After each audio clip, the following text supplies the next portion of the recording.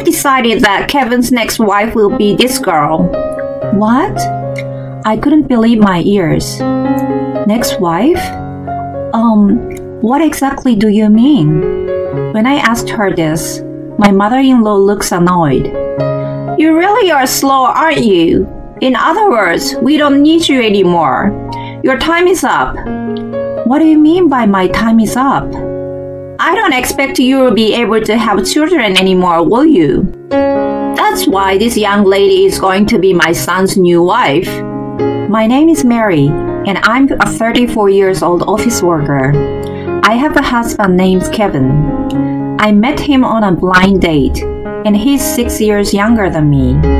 So naturally, I thought he wouldn't be interested. However, at the time, Kevin said, I've fallen in love with you. I don't care about our age difference. And he was very expressive about his love. I fell in love with his passion and decided to go out with him. From then on, we had a steady relationship and we eventually got married. However, the process of getting married was a little difficult. We went to see each other's parents right away, but his mother, Barbara, was against our marriage because of our age difference. Normally, a 34-year-old woman would already be married and have children. Is there something wrong with you? Is that why you're still single? What are you talking about, Mom? Don't be rude. Oh, but it's important to talk about things like this. You're our only child, and you have to choose who you marry carefully. She spoke about my age and how I've been single for so long, and all these things that I'm conscious of. Then her husband George steps in. Stop it. Kevin chose her, so we have no right to object, he says.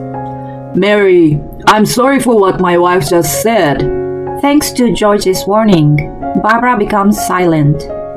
Now that we have received their approval, we move forward with the marriage. However, although Barbara gave her consent, she still did not approve of me. My husband's family is a landowner who is very well known in the area. Barbara is very proud of this matter. As this is the kind of family he has, Kevin was spoiled growing up, but he isn't at all selfish, and I actually really like his gentle and warm personality. However, many issues come up during our engagement. Barbara suddenly calls me over and introduces me to the woman of the neighborhood, saying I should get myself known. Apparently, because of her position as landowner, Barbara is a representative of the local women's community and seems to be the leader of the group. I do as I am told and greet everyone in the community. They all greet me back and whisper, "Good luck," in my ear. They are probably referring to Barbara. Apparently, those in the women's community are not very fond of her either. Finding out that I have allies, I'm a little relieved. Barbara tells me to get a bridal checkup before the marriage and to find out whether I am capable of getting pregnant. I'm a little taken aback by this comment, but it is true I may become sorted into the advanced age childbirth category, and to be honest, I do want to know whether I'm able to become pregnant, so I decide to take the test. I go to a clinic and the doctor tells me that I'm perfectly capable. Believing this means Barbara will allow us to get married, I tell her the result, but she just said coldly, "Oh really? You're the one who told me to take the test." I think angrily, but I hold back. Maybe she was expecting a bad outcome. Did she think she could call off the marriage if she found out I couldn't have children? I continued to spend restless days like this, and the day before the wedding, Barbara calls me over again. She wants us to come over to eat dinner with her. To be honest, I wanted to have dinner with my own parents before the wedding, but they say, if you're being invited to their house, you should go. So Kevin and I decide to go to his parents' house. After we finished both dinner and dessert, Barbara starts to say, About your moving in together. I couldn't believe my ears. The phrase moving in together came out of nowhere. I don't mind if you move in with us right after the wedding. Apparently, in Barbara's mind, there was no doubt that we would live together. No way.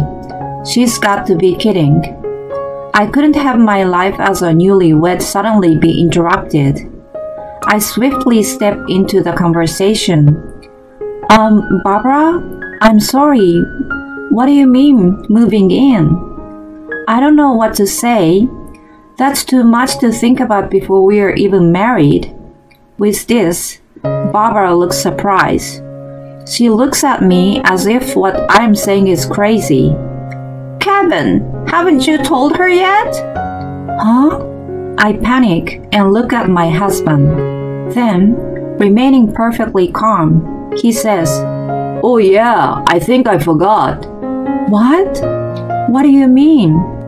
Mom and I have been talking about it for a while now, that we would move into this house once we got married. Wait a second. You've never said anything about this. Something this important.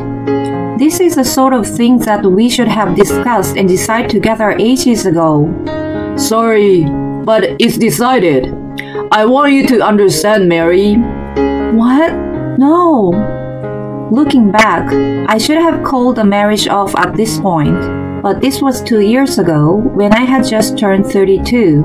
I felt that if I let this go, I would never be able to get married again. Perhaps it was this impatience that led me down the wrong path. Well, he did propose to me, and I actually was excited at the thought of getting married. In the end, I agreed to live with Kevin's parents, but my life there was worse than I had imagined. First of all, there was barely any privacy, so it was impossible to have the lovey-dovey newlywed life that I had pictured. To add to this, Barbara would pick on me every time she saw me. Mary, you really do have a boring plain face, don't you? Kevin has a pretty face with beautiful eyes and lovely nose. But I'm so worried my grandchildren will look just like you. Your cooking and housework is average too. It really is a shame you have absolutely zero strong points. These sort of things happen every day. And because she is the kind of woman who requested I check whether I can have children, you can imagine how she would put pressure on me, asking when she could see her grandchildren. Do you even know how old you are? You have no time left, you know. If you can't have a baby, there's no need for you in this house. You better give birth to a boy. I am shocked to see someone making these comments in this present day, but I shrugged it off, thinking that their ways are probably rooted in tradition and they're a landowner after all. Barbara also nags me about my job, putting pressure on me and saying, When are you going to quit? I enjoy my job, and since I moved into this house, they gave me special permission to drive to work, so I can't inconvenience them by quitting. That's the one thing I won't compromise on. So I just let it slide no matter what Barbara says to me. But after a while, Barbara demands that I give her $1,000 a month if I won't quit my job. In other words, she wants me to put money into the house to cover my living expenses. Barbara hasn't asked Kevin to pay any rent or living expenses, but I guess she is angry for not getting her way with me, which is why she is making this request to me personally. Well, she had been letting me live there for free until then, so I agree and decide to pay her $1,000 a month. Well, you're just an office worker, so if I take this much money, you're not left with much to spend for yourself, are you? She says with an annoying smile on her face. Well, I'm not the type to spend much money in the first place. I use things until they break, so my life is pretty simple. Barbara must have seen this and thought I had no money, but for me, This isn't particularly rough at all. I'm much more stressed out by how she harasses me all the time. 2 years of life like this flies by. Now that I'm 34, not only Barbara, but Kevin also says, "Why can't you have a baby?" and blames it all on me. I didn't expect my husband to say such a thing, and I'm shocked. Since then, he continues to torment me alongside Barbara. I thought we loved each other, but after living with Barbara for 2 years, I think he has become somewhat brainwashed. If it was just Barbara, I could live with it. I believe that I had built an amazing relationship with Kevin, so his betrayal hits me really hard. As time goes by, Kevin and Barbara's actions become increasingly absurd. One day, when I come home from work, I go to the living room, and there I see a woman besides my parents-in-law and my husband. She looks younger than Kevin, maybe in her mid-20s. I wonder who she is. Barbara tells me to sit down. Once I take a seat, she suddenly said something unbelievable. "I've decided that Kevin's next wife will be this girl." What? I couldn't believe my ears. Next wife? What exactly do you mean? When I asked her this, my mother-in-law looks annoyed. "You really are slow, aren't you? In other words, we don't need you anymore. Your time is up." What do you mean by my time is up? "I don't expect you will be able to have children anymore, will you? That's why this young lady is going to be my son's new wife. She is 23 years old now, and she's the niece of one of our neighborhoods in the women's community. She's prettier than you, and I'm sure she will give birth to a cute and healthy little boy." What a woman. My husband and I are still married, but she brings along a new wife? Kevin will surely object to this. That's what I thought, but I was wrong. "That's why I want you to fill this in as soon as possible," he says, while handing me the divorce papers. I'm beyond shocked. I cannot believe it. Is having a child that important? My life will be ruined if I stay with these people. By the way, George, my father-in-law who made a warning toward Barbara before my marriage, he has been useless since then. He has never tried to get involved in any of these issues since we got married. Okay, I refill in the forms, I say, and I fill in everything necessary to get divorced. Barbara and Kevin are thrilled. I tell them we won't be going through property division. "Of course not. Why would Kevin give you any of his precious savings?" "That's right. Just because you've been relying on my income doesn't mean you can get carried away." I don't know what they are thinking, but this was what Barbara and Kevin say to me. Okay, I hope neither of you find out the truth. As simple as this, Kevin and I get divorced. I packed up my belongings and head back to my parents' house, where they are both in shock. I explain the situation, and they understand and say it is right of me to get divorced. They are a little angry that I didn't tell them earlier. After apologizing to my parents, I decided to look for an apartment where I can live by myself. I searched for a place near the office, and there are so many good options that it is hard for me to make a decision. A month passes after my divorce with Kevin, and suddenly, Kevin and Barbara arrive at my parents' house. Mary! What is going on?" What are you doing here? I'm the one who wants to know what's going on. "It's this." Kevin shows me the photo he took of the TV.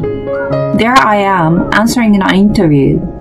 On the screen, they are showing the name of a restaurant with my name next to it, and the word owner written on the side. "Why? How on earth are you the owner of a restaurant? You're just an office worker, right?" Oh, You saw the show yesterday. The office work is just for experience for opportunities in the future. As for the restaurant, we've been managing an old restaurant since my great-grandfather's generation, and my father opened a new place. I took his place 5 years ago, and I have been the owner ever since. After I graduated from college, I went to a nighttime culinary school and got my chef's license. So I worked at the office during the day, but in the evening and on weekends, I was a cook at my father's restaurant. At the moment, I'm preparing for a new business, so I leave the restaurant mostly up to the manager, but they wanted to interview the owner too, so I took the offer. Barbara and Kevin were shocked to hear my story. Well, they would be, wouldn't they?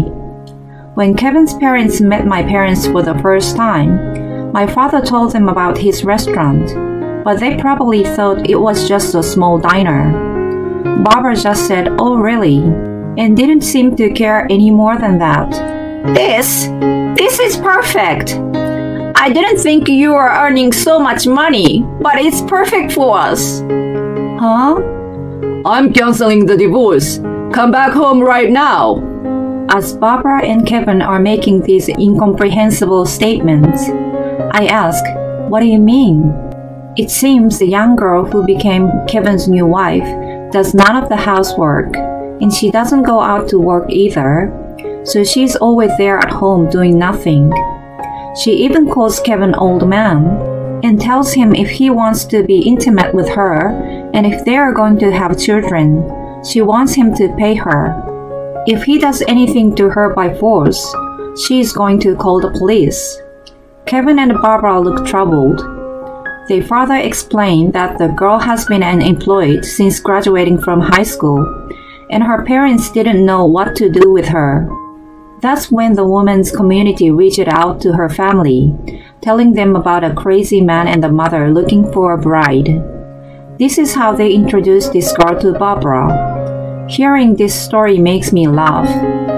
Barbara was not a leader at all. She was completely being made fun of. Learning that the woman of community thought she was dumb, Barbara seems truly embarrassed. That's why she wants me to come back as soon as possible, so that I can defend her and reclaim her position and reputation. As for my ex-husband, because his parasite of a wife uses all of his money as she wishes, he's living a tight life every month. And because she won't do the housework, of course she won't make lunch for him. So he has to spend the little money he has every day to buy lunch near his office. As for George, Kevin's father, who was always minding his own business, he left Kevin and Barbara quite some time ago and rented a cheap apartment on his own.